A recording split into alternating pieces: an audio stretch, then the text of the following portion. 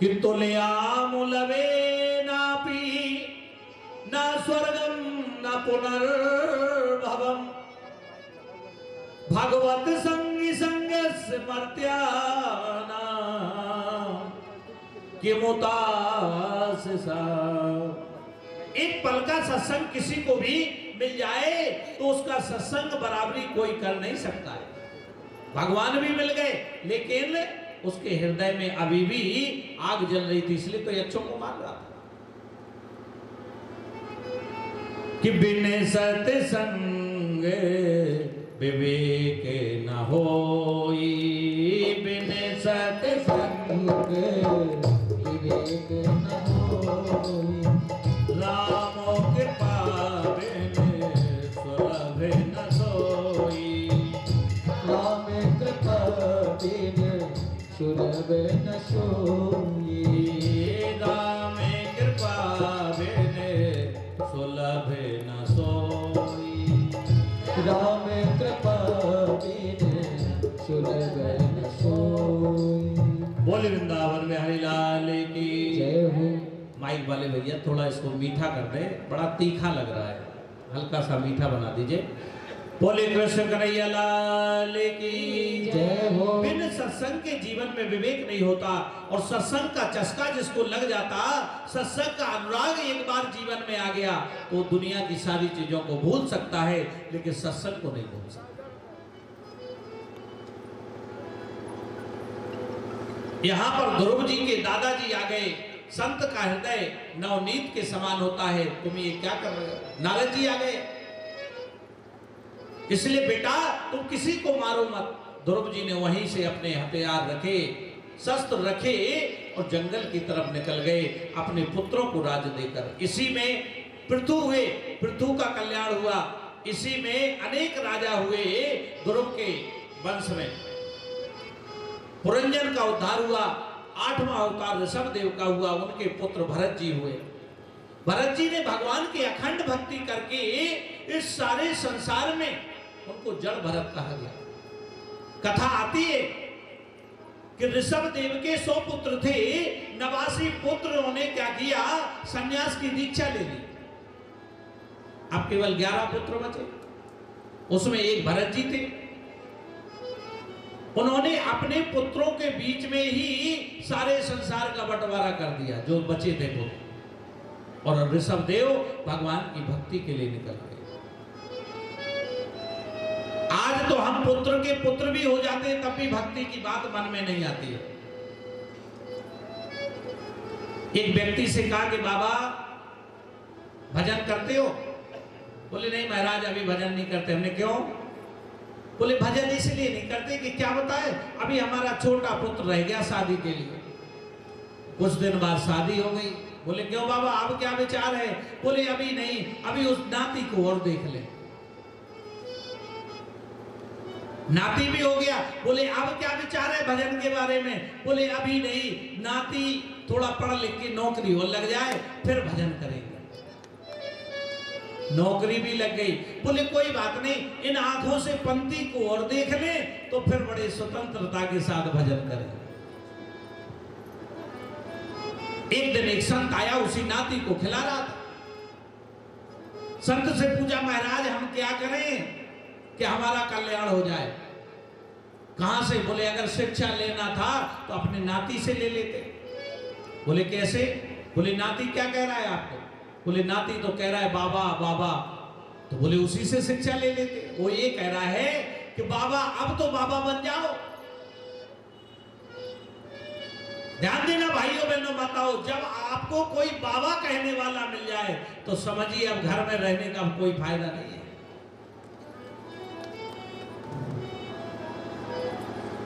बोले महाराज वो तो आप ठीक कह रहे हैं, लेकिन एक समस्या है।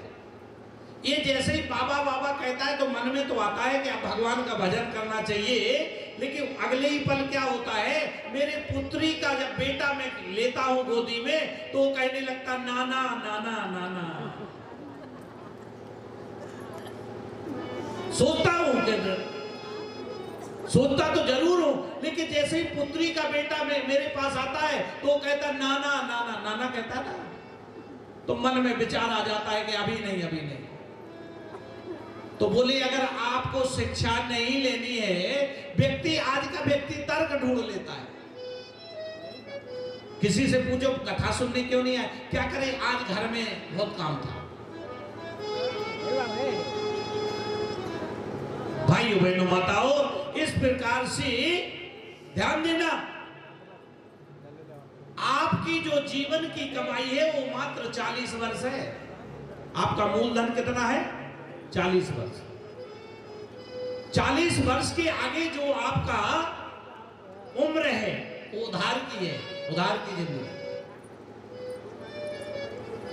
ब्रह्मा जी ने जब उम्र बांटी, ब्रह्मा जी ने जब उम्र बांटी तो सबको 40, वहां तो बराबर का नियम है, कोई हल्का छोटा बड़ा थोड़ी, सबको 40-40 वर्ष उम्र दे दी।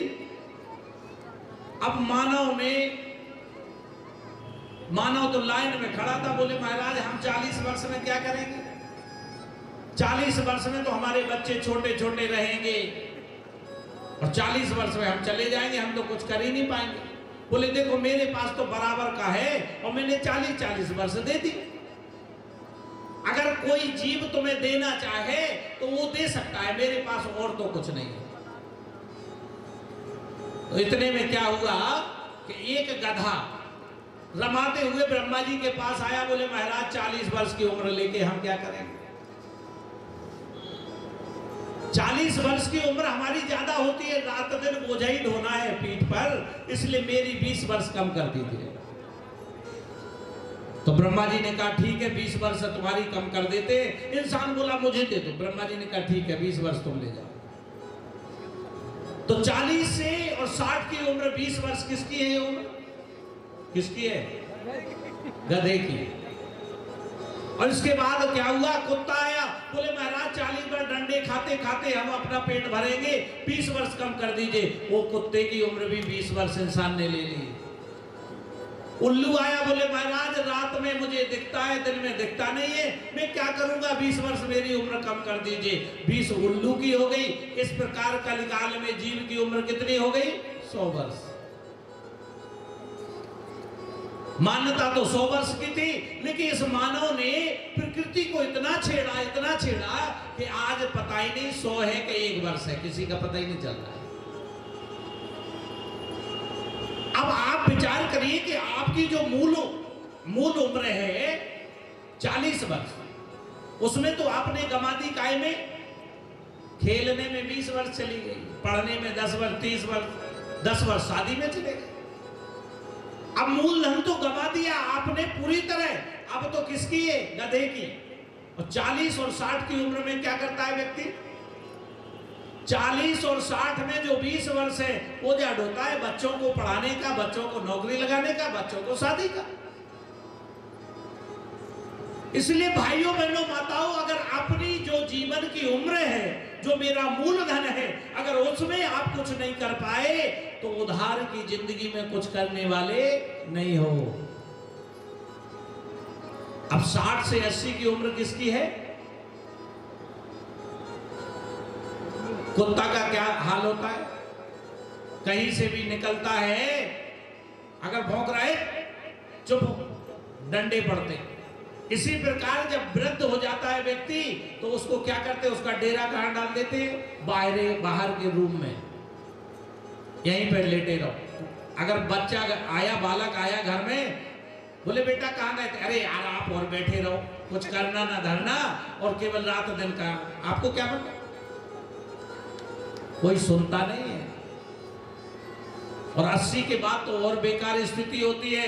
80 के बाद आंखों से दिखता नहीं है, कानों से सुनाई नहीं देता है, गेट से कौन जा रहा है, कौन बाहर हो रहा है पता ही नहीं है। उल्लू की उम्र हो गई। इसलिए भाइयों बहनों माताओं, अपने जो जीवन की वास्तविक उम्र है उसमें भजन कर लीजिए, उसमें कीर्तन कर लीजिए, उसमें भगवान को रिझा लीजिए।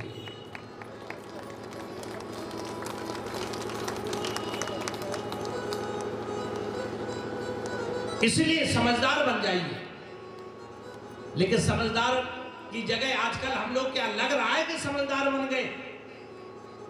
सब लोग कह रहे हैं कि तरक्की कर रहे हैं। काहे की तरक्की कर रहे हो? विचार करिए, तरक्की में कहां पहुंचे हो आप। पहले के समय में जब शादियां होती थी तो हमारे घर की औरतें पूड़ी बनाती थी और बाहर की औरतें नाचने के लिए आती थी। और आज इतना समय बदल गया कि बाहर की औरतें भोजन बनाने के लिए आती हैं और घर की औरतें नाचती हैं। ये समय बदल। बोले वृंदावन बिहारी लाल की। समय कितना बदला है, विचार करिए। पहले का व्यक्ति फ्रेश होने बाहर जाता था, अब भोजन घर का करता था। और आज का व्यक्ति भोजन बाहर करता है। और आगे नहीं बोलूंगा, आप लोग समझता है, ये तरक्की कर दी। बोले वृंदावन बिहारी लाल की।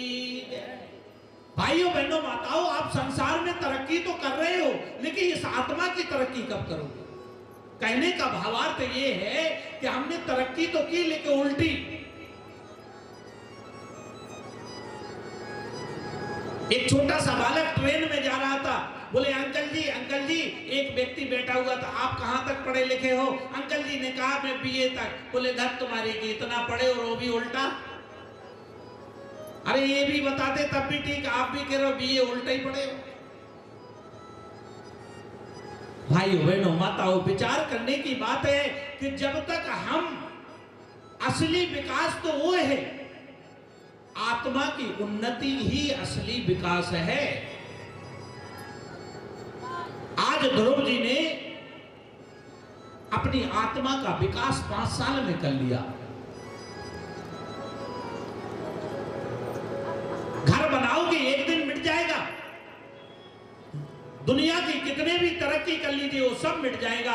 अगर कुछ नहीं मिटेगा तो भगवान की भक्ति, ये जन्मों जन्मों तक भक्ति अमर रहेगी।